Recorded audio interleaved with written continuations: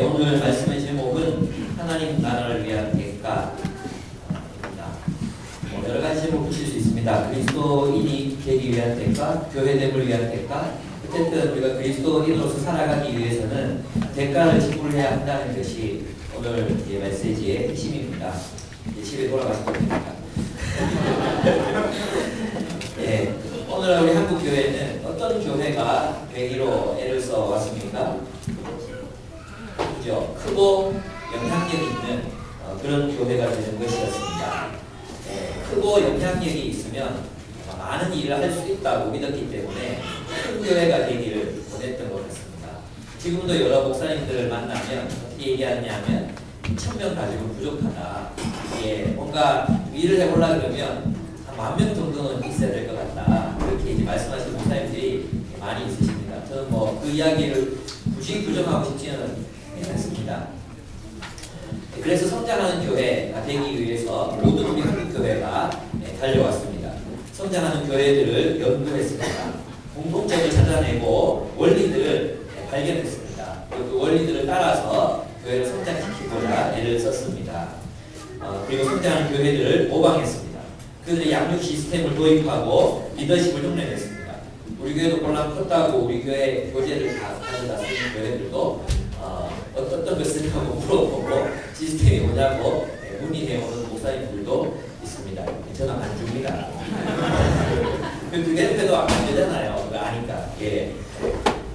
리더십을 흉내냈습니다. 때로는 성장하는 교회 목사들이 하는 지수처를 그대로 따라하게 됐습니다. 저는 이제 서울에 있는 몇몇 교회들이 성경책을 들고 이 말씀을 뭐 이렇게 하면서 교회 호스팅 하는 그대로 따라하는 목사님들도 봅니다. 넥타이를 풀어 헤치고 청바지를 입고 설교하는 교회들도 많이 있습니다. 왜? 성장하고 싶기 때문입니다. 그들처럼 되고 싶기 때문입니다. 저도 그래서 따라한 적이 있습니다. 저도 공기 목사를 따라 해봤습니다. 이쪽저쪽 돌아다니기도 하고 어떻게 하면 청년들이 많이 모이는 교회가 될 수 있을까? 그렇게 해본 적도 있었습니다. 물론 그렇습니다. 좋은 교회를 모델로 삼아서 배우는 것에는 잘못된 것이 없습니다. 정말 하나도 없습니다. 요한이 지금 이렇게 7교회를 향해서 또 7교회로 대표되는 전 세계에 있는 교회들을 향해서 메시지를 보낸 이유는 우리에게 좋은 교회를 받고 또 나쁜 교회의 본을 물리치라는 의미에서 이 편지를 썼을 것입니다. 7교회 중에서 서머나교회 그리고 빌라델비아 이 두 교회는 칭찬밖에 받지 않은 선한 교회입니다. 그 이야기를 쓰는 이유가 뭐겠습니까? 너희도 서머나교회 또 빌라델비아 교회 같은 교회가 저는 교회라는 뜻이겠지요. 그래서 우리 한국 땅에 있는 좋은 교회들, 선한 교회들 그런 교회들을 보고 배우는 것은 그렇게 문제가 되는 것은 아닙니다. 또 책망을 받은 교회들도 우리에게는 반면 교사로서 역할을 할 수 있을 것입니다. 즉 우리는 다른 교회들을 통해서 배울 수 있어야 하고 또 배워야 합니다. 오늘날 우리가 부정적으로 많이 사용하고 있는 교회 성장, 교회 성장이라는 말만 들으면 여러분 격히 들리죠, 그죠? 그런데 그 교회 성장이라는 말도 그렇게 그 자체로 나쁜 것은 아닙니다. 왜냐하면 애초에 하나님께서 우리 믿음의 선조들에게 생육하고 번성하라고 말씀하셨습니다. 그리고 그들의 후손이 하늘의 별과 같이 땅의 티끌과 같이 많아질 것이라고 말씀하셨습니다. 또 사도행전을 보면 주께서 믿는 자의 수를 다하시니라. 주의 손이 함께 하심으로 믿는 자들의 숫자가 더했다고 이야기하고 있습니다. 즉 교회 성장을 이루시고 또 이루어 가시는 분은 다름 아닌 하나님 자신이기 때문에 교회가 성장해야 된다는 사실에는 부인할 이유가 전혀 없는 것입니다. 교회 성장 자체를 그렇습니다. 교회 성장을 의도하시고 또 교회 성장을 이루어 가시는 분은 바로 하나님이십니다.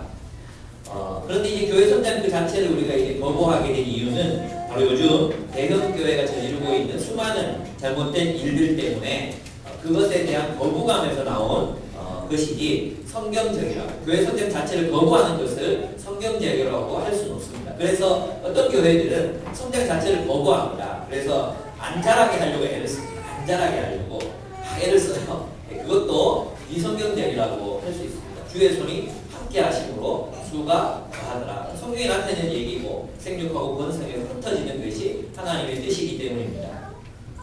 하지만 우리가 교회 성장, 또 성장을 추구하면서 깨닫지 못했던 것이 있었습니다. 그것은 바로 성장 자체가 우상이 되어버렸다는 것입니다. 성장 자체가 우상이 되면서 그 사이에 우리가 잃어버린 것이 있는데 그것은 바로 교회 그 자체입니다. 요즘 베스트셀러로 이제 저의 책과 함께 이제 순위로 올라갑니다. 저는 요즘에는 순서를 찾아볼 수가 없어요. 어디 가는지 모르겠어요. 저 밖으로 밀린다 그래가지고 또 이제 수련회 다가오면 올라가겠죠. 근데 교회를 찾아라.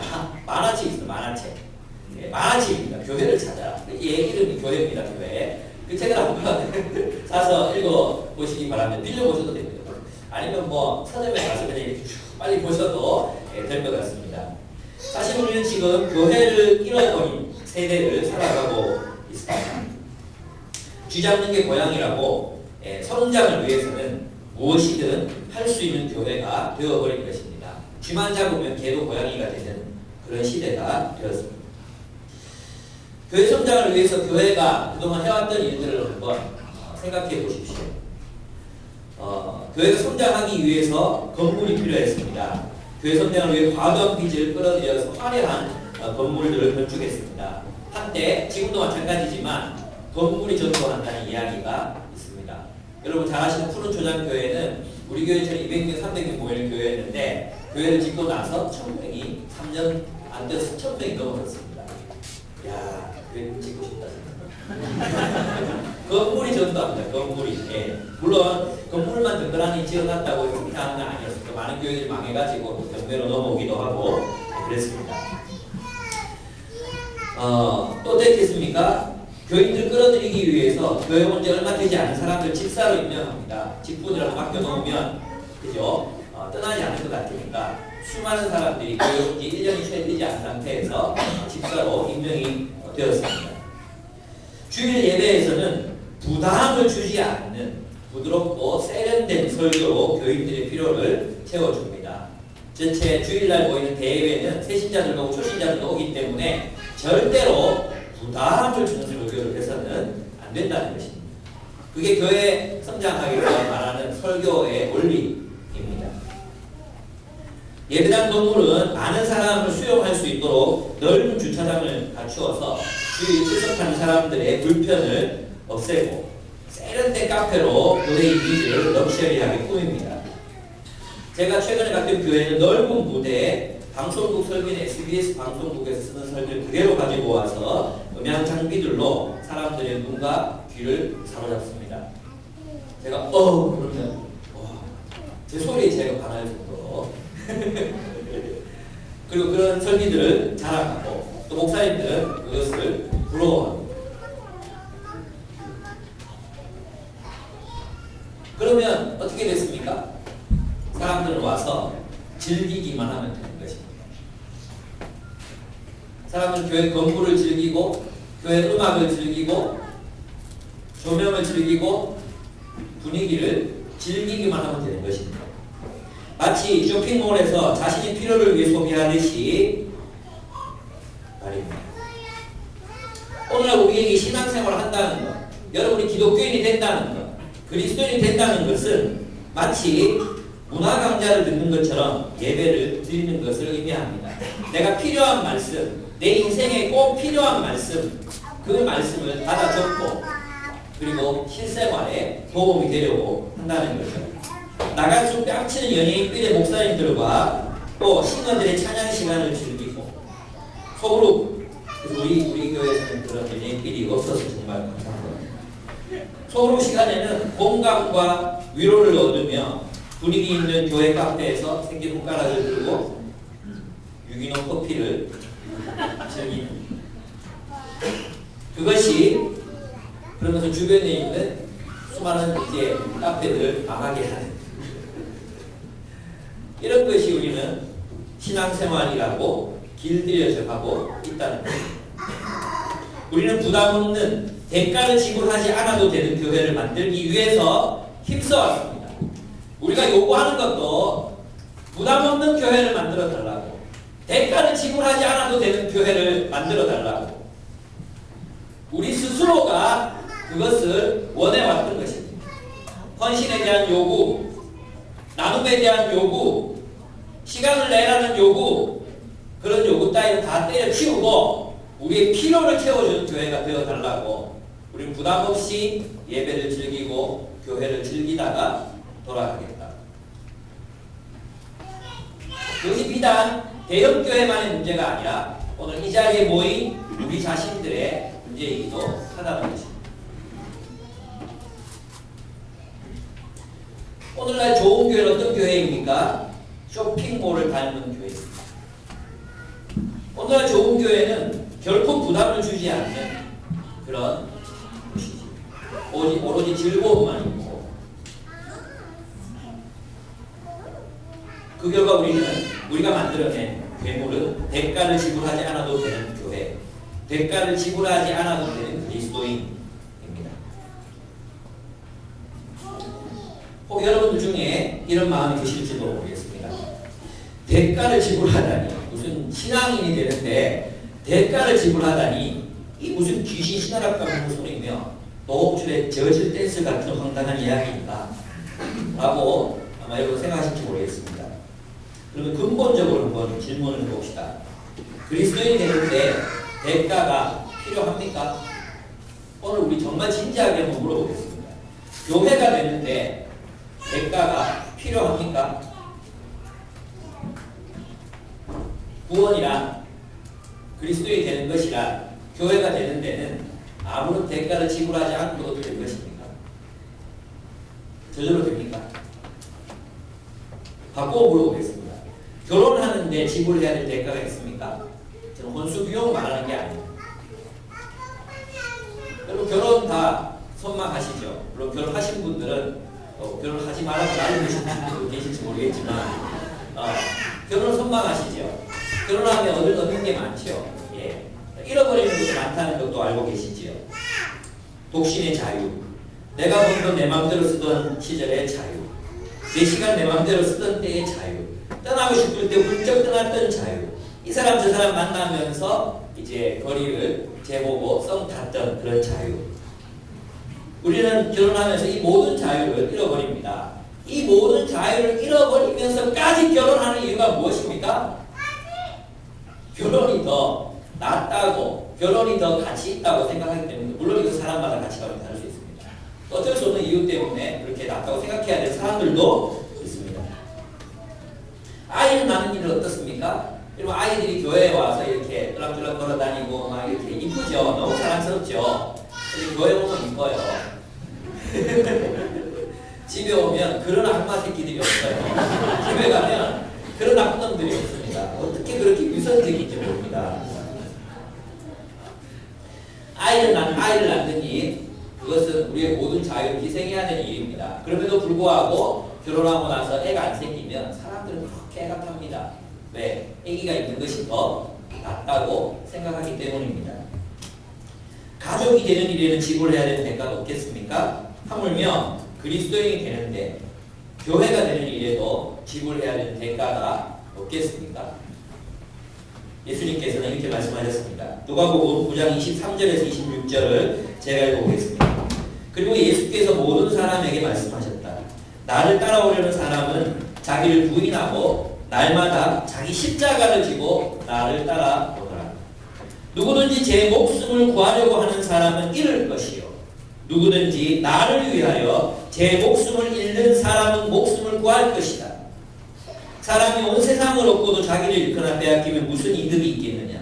누구든지 나와 내 말을 부끄럽게 여기면 인자도 자기의 영광과 아버지의 거룩한 천사들의 영광에 쌓여 올 때에 그 사람을 부끄럽게 여길 것이다.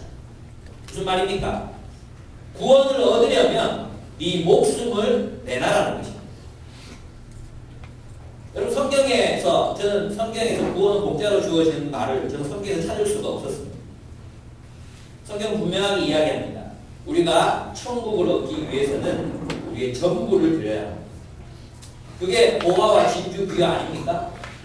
우리의 전부를 들여서 보화를 사고 우리의 전부를 바꾸어서 진주를 살 수 있습니다. 하나님의 나라를 발견한 사람들, 하나님의 나라를 발견한 사람들은 우리의 일부로 그것을 살 수 없다는 것입니다. 그러면 왜 그리스도인들은 우리의 전부를 들여서 그 보화와 진주를 사드리는 것입니까? 왜? 여러분이 왜 결혼하려고 합니까? 결혼해서 왜 가정을 이루려고 합니까? 그것이 더 낫다는 가치 판단 때문입니다. 여러분, 하나님 나라가 더 낫다는 판단을 하셨습니까? 우리는 하나님의 나라가 더 낫기 때문에 내 생명, 내 인생, 내 가진 모든 것을 다하여 이 하나님의 나라를 위하여 하나님 나라를 추구하며 살아가겠다는 결단을 하셨습니까? 아직까지 우리가 그런 결단을 내리지 않았다면 우리는 회심하지 않은 것이고 우리는 그리스도인이 아닙니다. 자기 목숨을 얻고자 한다면 잃을 것이라고 주님이 말씀하셨습니다. 주님을 따르는 대가는 십자가를 지고 언제든지 그 십자가 내려놓고 우리를 못 박을 때 나도 거기서 죽을 수 있다는 결단, 그 결단을 가지고 따라라는 것입니다. 그래서 보네포는 뭐라고 얘기했습니까? 주님이 우리를 부르실 때 와서 죽으라고 부르시는 것입니다. 오늘 우리가 살펴볼 두 교회가 나옵니다. 정말 희한하게도 마지막 두 교회가 극도로 서로가 대비되고 있습니다. 이 두 교회는 여러 면에서 대비가 되는 교회입니다. 규모 면에서 필라델피아 교회는 작았습니다. 이가 적은 능력을 가지고도 그렇게 표현하고 있는데 이 작은 능력이라는 것은 규모를 말합니다. 크기가 작았습니다. 사람 숫자가 얼마 되지 않았어요. 그러나 라오디게아 교회는 큰 교회였습니다. 많은 사람들이 모였고 또 이 라오디게아의 지방의 사람들이 굉장히 부자들이었습니다. 그래서 아주 부유한 그런 교회였어요. 이들 중에는 안약 장사도 있었고 또 옷감 장사도 있었고 그런 아주 부자 교회가 바로 라오디게아 교회였습니다. 필라델피아 교회는 작고 가난함에 힘이 없었지만 주님의 평가는 그들은 능력이 있는 그런 교회였습니다. 그 필라델피아 교회는 왜 주님께서 능력이 있는 교회다. 너희는 참 대단한 교회다. 나중에 한번 또 말씀드리겠지만 내가 새 예루살렘 성전에 너희로 하여금 기둥이 되게 하겠다.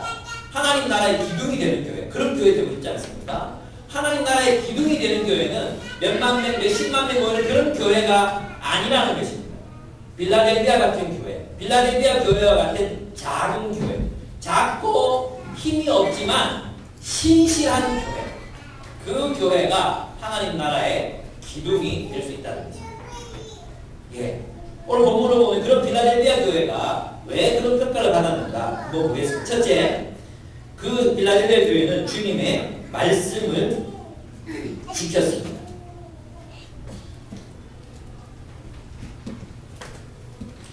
8절 한번 같이 읽어보겠습니다. 시작. 볼지어다 내가 내 앞에 열린 문들을 두었을 때 능히 닫을 사람이 없으리라. 내가 내 행위를 아노니 네가 작은 능력을 가지고도 내 말을 지키며 내 이름을 배반하지 아니하였다. 내 말을 지키며 내 이름을 배반하지 아니하였다. 이건 같은 말이에요. 그러니까 예수의 이름을 배반하지 않은 것이 그들은 무엇을 살아간 거예요? 예수 그리스도의 말씀을 지킴으로 살아갔다는 것을 의미합니다. 그렇다면 여러분 요한에게 있어서 예수 그리스도의 말씀을 지킨다는 것은 무엇을 말하겠습니까? 요한에게 있어서 그것은 내가 너희를 사랑한 것 같이 너희도 사랑하라 하신 그 새 계명, 예수 그리스도의 그 새 계명을 지킨 것을 의미합니다. 다시 말해서 예수 믿는 자들을 핍박하고 예수 믿는 자들에게 유대인 거부들과 유대인 권력자들에 의해서 직장에서 쫓겨나가고 힘든 상황, 그 어려운 가난, 그 가난의 상황 속에서도 그들은 자신의 재정을 내어 주변에 있는 가난한 그리스도인들을 돕기를 맞이하지 않는다. 무슨 말입니까? 그들은 세상의 가치관에 함몰당하지 않고 끝까지 극도로 빈곤한 상태에서도 서로를 돌보는, 이웃을 사랑하는, 형제들을 섬기는 그런 삶을 살았다는 의미인 것입니다. 저는 그렇게 봅니다. 예수의 이름을 배반하지 않아요. 제가 이제 예전에 다니는 교회에서 한 집사님이 간증을 하셨어요. 술자리에서 이제 다른 사람들이 막 술을 먹이려고 하는데 끝까지 막 입을 열고 막 친구들이 붙여가지고 막 입을 열고 막 부으려고 그러는 거 자기는 끝까지 입을 열지 않았다고. 끝까지 이렇게 말씀하시는 걸 들었어요. 그러면서 그 친구들을 저주하는 이야기를 저는 들었거든요. 그리고 그분의 아들들이 정말 이 아버님 때문에 정말 너무 힘들어하는 모습들을 제가 주변에서 지켜봐야 했습니다. 예, 뭐가 예수의 이름을 배반치 않는 모습일까요? 우리는 있잖아요.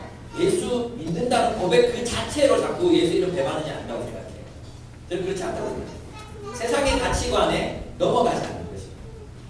세상에 굴복당하지 않는 것입니다.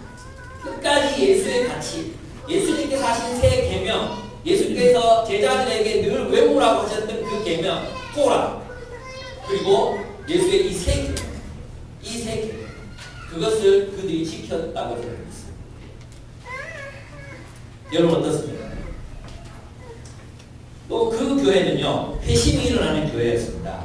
여기 본문에 보면 열린 문을 내게 두었다 그렇게 말하면서 9절 한번 보겠습니다. 9절 보라 사탄의 회당 곧 자칭 유대인이라 하나 그렇지 아니하고 거짓말하는 자들 중에서 며칠 내게 주어 그들로 와서 내 발 앞에 절하게 하고 내가 너를 사랑하는 줄을 알게 할 것이다. 여러분 결국 이 교회는 성장하게 됩니다. 특별히 복음을 반대했고 이 교회를 반대했던 사람들이 돌아와서 그들에게 절하고 내가 틀렸습니다. 내가 예수 그리스도를 따르겠습니다. 이런 회심의 역사, 변화의 역사가 이 교회에서 일어나는 것입니다. 이것이 우리가 진정으로 원하는 것 아니겠습니까? 그런데 그 회심의 역사, 사람들이 변화되고 주를 따르는 그 역사가 어떻게 해서 일어났습니까? 신실함.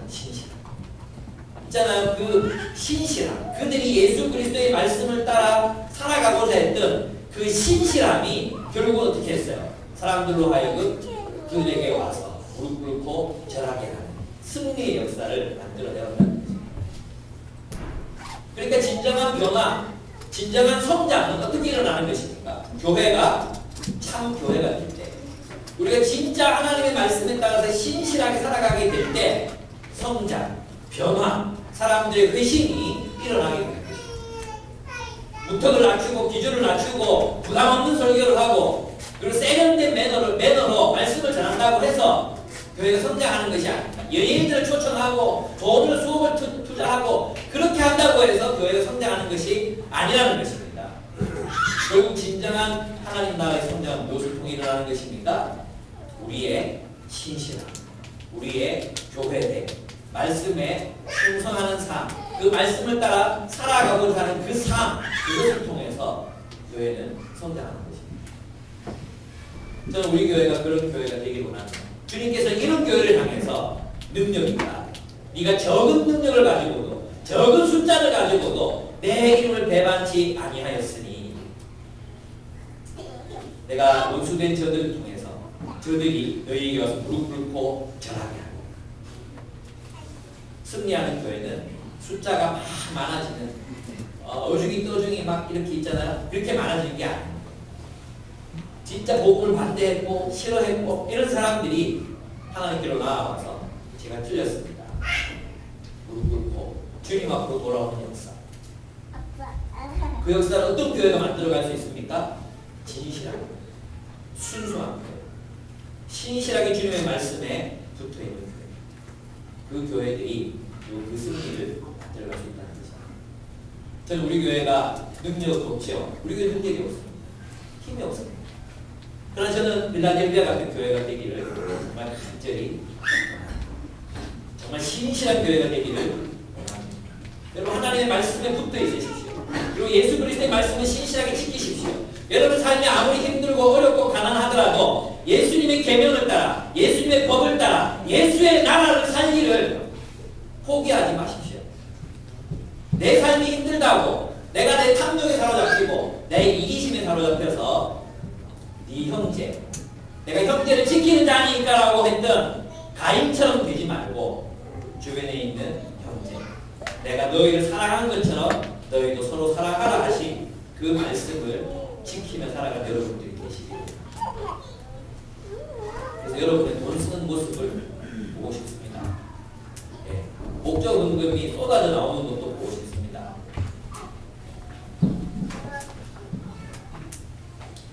그렇습니다. 그 교회는 그랬습니다. 그러면 어떻게 되는가? 예수께서 그 교회를 지키십니다.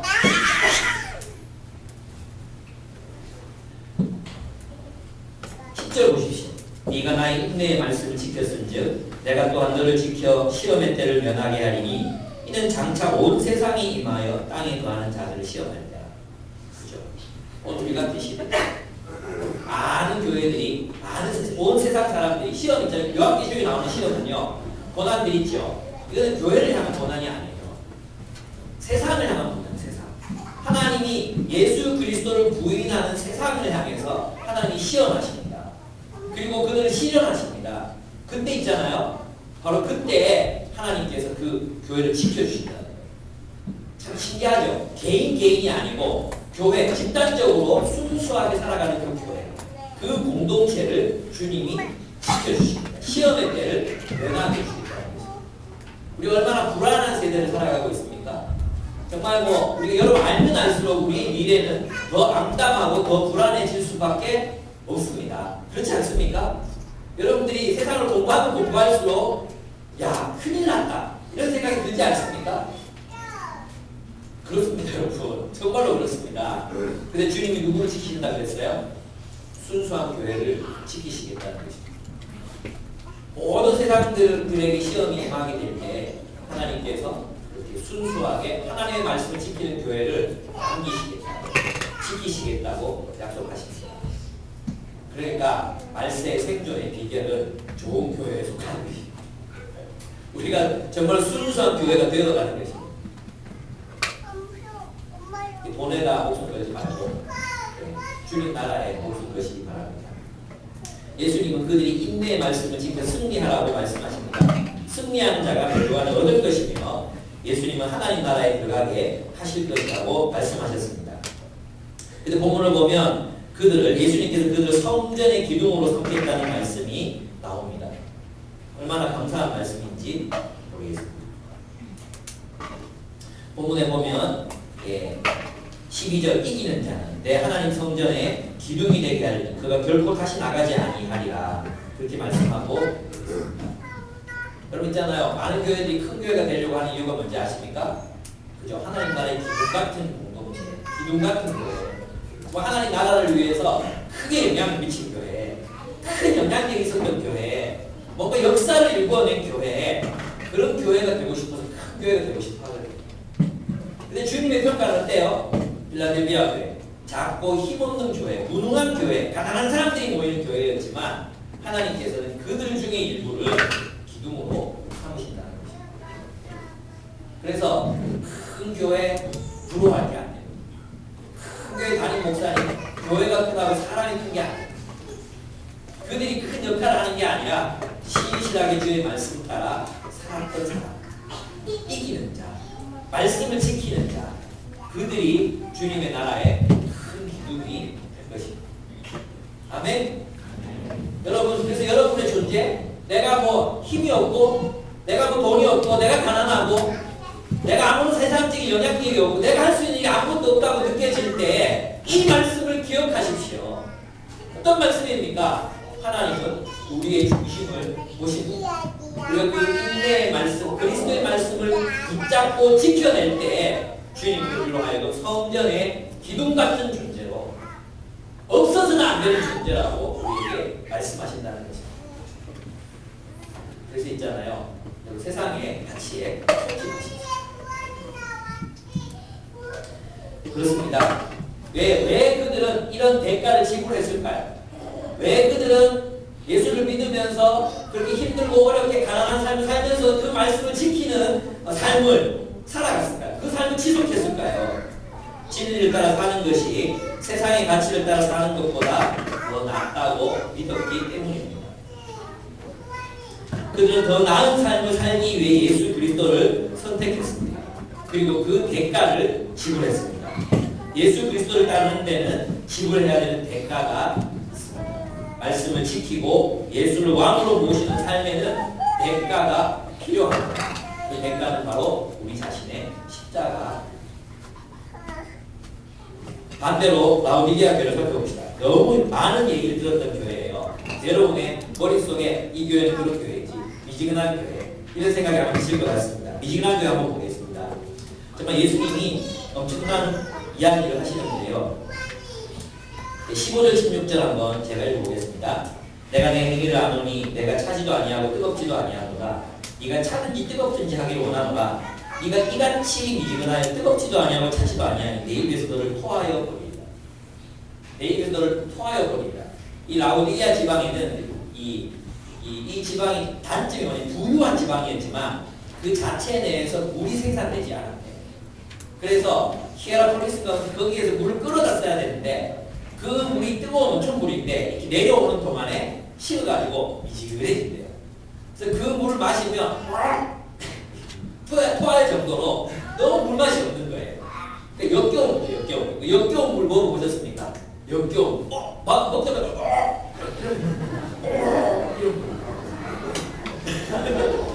예수님이 이 라오디게아 교회를 향해서 역겹다 말씀하셨어요. 난 예수님 이런 표현을 쓰실 줄 몰랐어요. 예수님 거룩하신 분이 어떻게 교회를 향해서 역겹다는 표현을 쓰십니까? 예, 라오디게아 교회를 향해서 역겹다. 내가 너희를 고통을 여긴다. 내가 너희를 나의 일부로 받아들이기가 힘들고 너무 너를 대하기가 어려워. 역겹다. 이렇게 말씀하십니다. 누구를 향해서입니까? 미지근한 사람입니다. 그러면 어떻게 해야 미지근해질 수 있습니까? 어떻게 해야 미지근해질 수 있습니까? 오늘 본문을 보면요, 열심을 내라 이러니까 열정적으로 막 뒤에 막 이러면서 막 우리가 그렇게 살아가는 모습을 우리가 생각할 수 있습니다. 여기서 열심을 내라는 말은 진지하게 살라는 것입니다. 어느 편이든지 진지하게 생각하고 그 진실하게 그 편을 선택해서 살아가라는 것입니다. 진짜나요? 미지근하다는 것은 어떻게 미지근해지냐 하면 뜨거운 물과 찬물을 섞어 놓으면 미지근해집니다. 주님은 뭐라고 말씀하시느냐? 섞지 말고 뜨거워지든지 차가워지든지 뜨거운 온천처럼 다른 사람 치유하는 물이 되든지 차가워서 다른 사람들의 목을 시원하게 하는 물이 되든지 하지 섞어가지고 뜨뜻 미지근한 물이 되지 말라는 것이죠. 혼합주의를 말하는 것이죠. 혼합주의. 이 라오디게아 교회의 문제는 무엇이었냐 하면 뜨거웠던 신앙이 식은 것이 아니라 그들은 기독교 신앙과 황제 숭배를 적절하게 섞고 있었습니다. 적절하게 섞어서 미지근하게 만들었습니다.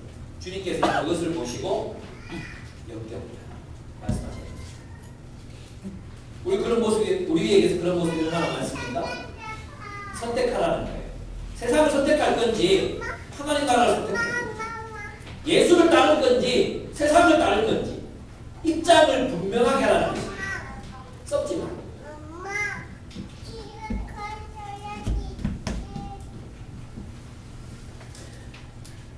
그들은 미지근한 교회가 되었습니다. 왜 그렇습니까? 오늘 본문 한번 보겠습니다.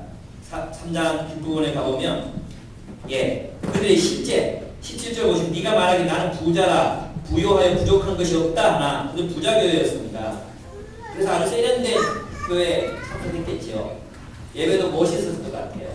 그리고 정말 아름다운 카페를 가지고 넓은 주차장을 가진 그런 교회였던 것 같습니다. 그러나 내가 내 입에서 너를 토해야 될 것이라 했는데 그 이유가 뭐냐 하면 네 공부하는 것, 가련한 것, 가난한 것, 눈먼 것, 벌거벗은 것을 알지 못하기 때문이다. 그들의 영적인 실체는 정말 헐겁고 굶주리고 불쌍하고 가엾게 그지없는 그런 모습들이었다는 것입니다. 그러니까 여러분 우리 자신의 영적인 실체를 잘 들여다보아야 합니다. 경제적으로 우리가 부유하다고 해서 우리가 잘 사는 게 아닙니다. 주님이 보실 때 우리는 정말 거지일 수 있습니다. 우리가 가난하다고 해서 우리가 부유하지 않은 것이 아닙니다. 저도 사람들 이렇게 생각해보면 우리 교회 간사님들 두 분 계시잖아요. 우리 간사들 지금 월급을 잘 못 받아요. 그죠? 지금도 잘 못 받더라고요. 왜 그런지 모르겠어요. 학사들이 많이 더 나왔는데 왜 지금도 월급을 못 받지? 잘 못 받지? 이 졸업한 학사들이 또 어디 가서 뭐 하는지 모르겠어요. 근데 있잖아요. 저도 제 삶을 돌아보면 제일 행복했을 때, 정말 풍성하게 살았을 때 언젠가 제가 캠퍼스에서 월급도 제대로 못 받고 사역했을 때 진짜 풍요로웠어요. 여러분 졸업하고 나서 여러분 인생 안 돌아보고 돈 좀 벌어보세요. 그죠? 학부 때는 뭐 라면도 잘 못 먹고 다녔잖아요. 성경 안 그렇나? 그죠? 재수야 니도 그 라면 살이잖아? 그죠?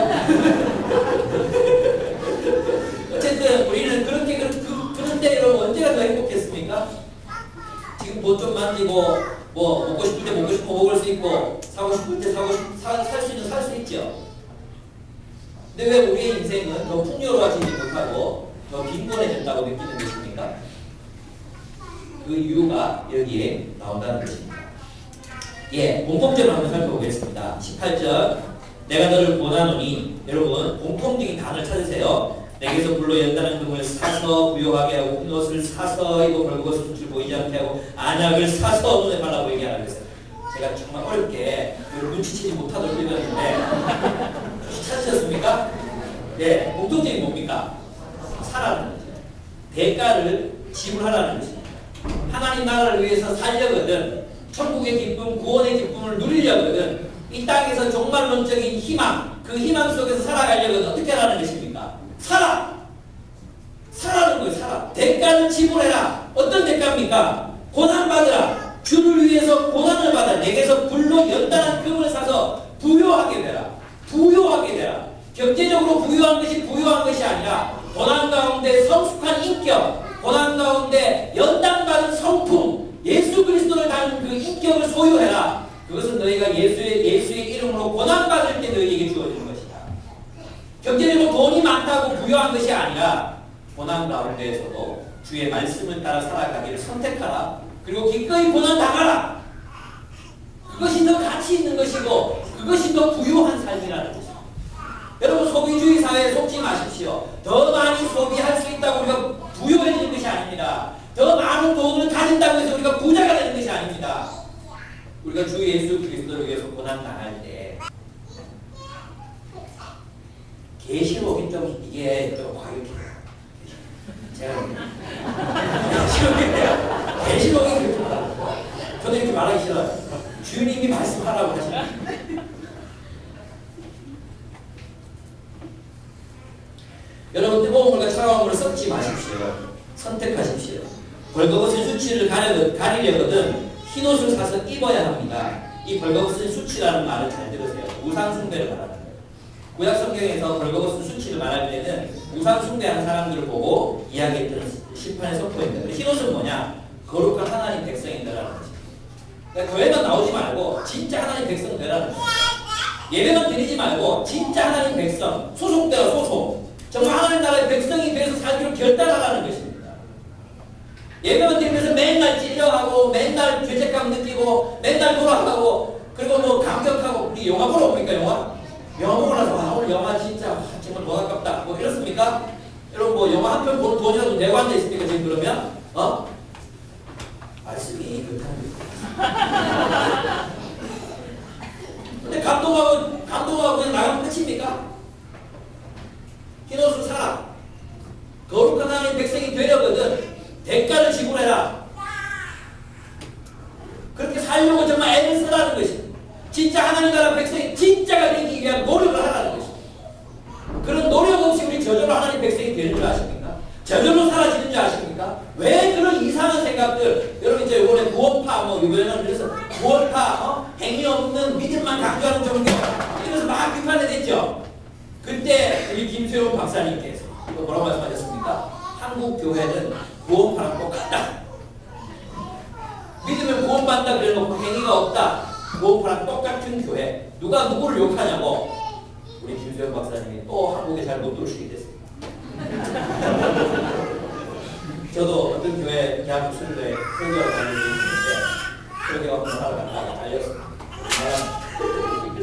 그냥 안 합니다. 다시 부르면 다시 부르겠다고 합니다. 뭐가 합니까? 여러분 있잖아요. 우리가 이걸 깊이 생각해봐야 돼요. 진짜 여러분 선택하셨습니까? 선택하셨습니까? 예수를 따르기를 선택하셨습니까? 또 안약을 안약을 살아. 너희 꼬라지를 너무 모른다. 너희 진짜 모습, 너희는 벌거벗었고 수치스럽고 가련하고 불쌍한 존재들인데 너희 진짜 모습을 모르는구나. 돈으로 지장을 다 해놨어. 그냥 돈으로 그냥 다 내 자아와 인격을 그냥 돈으로 다 칠해를 했어. 근데 진짜 자기를 모르는 거죠. 얼마나 허전하고 얼마나 공허하고 얼마나 가난하고 얼마나 외롭고 얼마나 힘들게 살아가는지 자기를 몰라. 나 이만하면 그래도 잘 사는 건데요. 별 문제 없는데라고 말하죠. 실제로는 텅텅 비어 있습니다. 그렇습니다. 눈이 밝아지려면 안약을 사야 합니다. 말씀을 연구해야 합니다. 여러분 그런 연구하는 시간이 있어 자기 자신이 보입니다. 대가를 지불하십시오. 주님이 그들에게 회개하라 열심을 내라고 말씀하십니다. 열심 내라는 의미는 어떤 일에 진지하게 임하는 것을 말합니다. 혼합주의를 버리라는 것입니다. 세상과 함께 하나님 나라를 섬기려고 애를 쓰지 말라는 것입니다. 우리는 진지하게 예수 그리스도를 따라야 합니다. 진실함으로 그리스도를 선택하라는 것입니다. 회개가 무엇입니까? 회개란 돌아섬입니다. 회개란 우상 숭배로부터 하나님께로 돌아서 그래서 고난받는 삶을 살아가는 것, 세상 공동체에서부터 하나님 나라 공동체로 돌아서 이 공동체에 속하고 또 더 속하고 더 살아가기 애쓰는 삶을 살아가는 것, 자아숭배적인 삶으로부터 형제들과 자기 이웃들에게도 돌아서서 나를 위해 쓰던 모든 것들을 이제는 우리의 부족한 형제들과 자매들을 위하여 나누기 시작하는 것, 그것을 회개라고 부른다는 것입니다.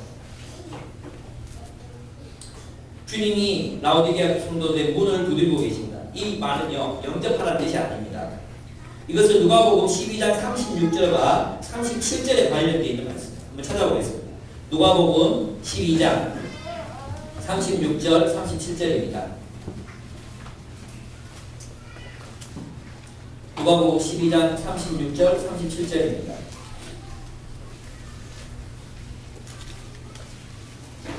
예, 다시 한번 읽어서 36절 37절 읽어보세요. 시작. 너희는 마치 그 주인이 본인 집에서 돌아와 문을 두드리면 곧 열어주려고 기다리는 사람과 같이 되라. 주인이 와서 깨어있는 것을 보면 그 종들은 복이 있으리로다. 내가 진실로 너희에게 이르노니 주인이 띠를 띠고 그 종들을 자리에 앉히고 나와 수종을 들리라. 누가 수종 들어야 되죠? 종이 수종 들어야 되죠. 그런데 주님이 너무 기뻐서 그들에게 가셔서 그 깨어있는 모습을 보고 정말 주님을 따라 살아가는 그 모습을 보고 어떻게 해요? 그들이 주님이 종처럼 말을 시키고 먹을 것을 내오고 우리를 섬기시겠다는 그런 표현입니다. 어떤 사람에게 문을 열고 문을 두드리고 있잖아요. 그 종말론적인 축제, 그 종말론적인 축제와 잔치에 너희가 참여하게 될 것이다 하는 것입니다. 다시 말해서 문을 열라 이 말은 뭐냐 하면 너희가 그 종말의 축제, 주님과 함께 나누는 그 종말의 축제를 지금 이 삶 속에서 내가 문을 열고 주를 맞이하면 그 삶을 지금 여기에서부터 살아가게 될 것이다. 천국의 기쁨, 하나님 나라에서 누리게 되는 그 즐거움을 이 고난 많고 한 많고 분노로 가득 차 있는 이 세상 속에서 하나님의 나라를 살아가게 될 것이다. 종말에 누리게 될 기쁨을 지금 여기에서 누리며 살게 될 것이다. 문을 열라 말씀하고 계시는 것입니다. 예, 결론을 맺겠습니다. 기쁘죠? 과연 그만한 가치가 있겠습니까? 예수 그리스도 때문에 직장을 잃어버릴 만한 가치 있겠습니까? 그 가치 있습니까? 저는 그만한 가치가 없다고 생각합니다. 이 세상이 지극히 작은 자들, 내가 100% 받자 돌아올 것 없는 자들을 위해서 내 재산을 낭비할 가치가 있겠습니까? 그렇게 살아갈 이유가 있겠습니까? 우리 주말을 그 황금 같은 주말과 연휴를 포기하면서 아이들을 만나고 그들을 돌볼 만한, 그들을 위해 시간을 내고 내가 만나줘도 고맙다는 말 한마디 할 줄 모르는 그 아이들을 위해서 먹을 것을 사고 돈을 모으고 내가 그렇게 시간을 낼 가치가 있겠습니까? 과연 그리스도를 위해서 우리 모든 것을 해로 여길 만한 가치가 있겠습니까? 그리스도가 그만한 가치가 있습니까? 예수를 믿는 신앙이 과연 그만한 가치가 있을까요? 예수를 믿는 게 더 큰 집을 사는 것보다 더 가치 있을까요? 예수를 믿고 살아가는 것이 저축 많이 하는 것보다 가치 있는 삶일까요? 돈을 많이 모으는 것보다 예수를 따라 사는 것이 정말로 가치 있는 일일까요?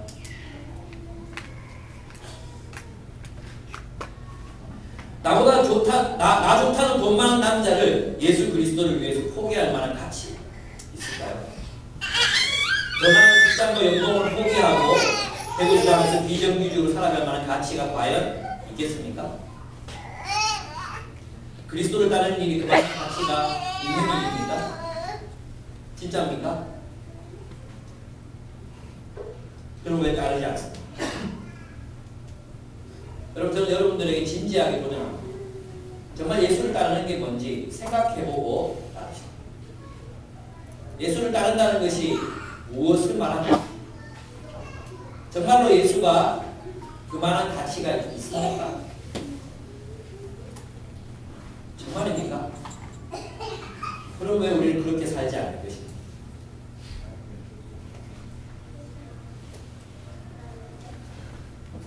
그리스도를 따르는 일이 그만한 가치가 있으면 돈과 시간과 여러분의 힘을 그를 위해 사용해야 합니다. 우리는 여행을 가기 위해서 우리가 원하는 곳에 여행을 가기 돈 모으잖아요. 뭡니까? 여러분 원하는 물건을 사기 위해서 빚을 떼겨서라도 그 물건을 삽니다. 안 합니까? 그만큼 여러분 예수 그리스도를 따르기 위해서 그만한 에너지와 그만한 우선순위를 두고 주님의 계명을 따라 내가 너희를 사랑한 것처럼 너희도 서로 사랑하라 그 계명을 따라 살고 계십니까?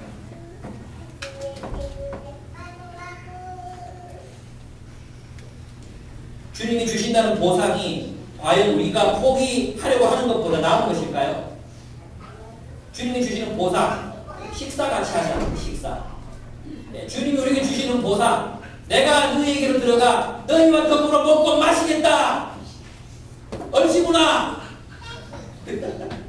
제가 미친 것 같죠? 주님이 우리와 밥같이 먹는답니다.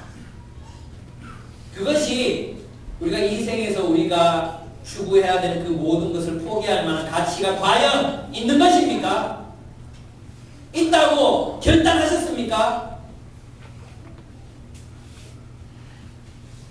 탐구는 해보셨습니까? 예수를 따른다는 것이 과연 무엇을 의미하는지 성경을 뒤져는 보셨습니까?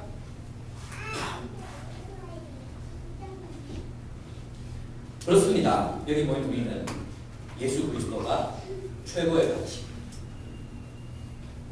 그분과 나누는 교제의 삶이 내가 이 세상에서 누리는 어떤 것보다 귀하다는 것을 알고 그분의 가르침이 이 세상 모든 석학들과 세상의 자본주의가 우리에게 세뇌시키려는 그 모든 가치들보다도 뛰어난 것인 것을 알고 내 이웃을 사랑하는 그 삶이 그 단순한 진리가 우리의 인생을 풍요롭게 만드는 것이라는 것을 우리는 알고 선택했습니다. 그렇지 않습니까? 그러면 제대로 따릅시다. 작지만 능력이 있었던 빌라델비아 성도들처럼 그렇게 주를 따릅시다. 진짜 힘있고 능력있고 승리한 삶이 무엇인지 여러분의 삶을 통해 보여주십시오. 여러분 정말로 예수 그리스도가 가치 있으십니까? 여러분의 직장을 포기할 만큼 여러분 생명을 포기할 만큼 예수가 가치 있습니다. 함께 기도하겠습니다.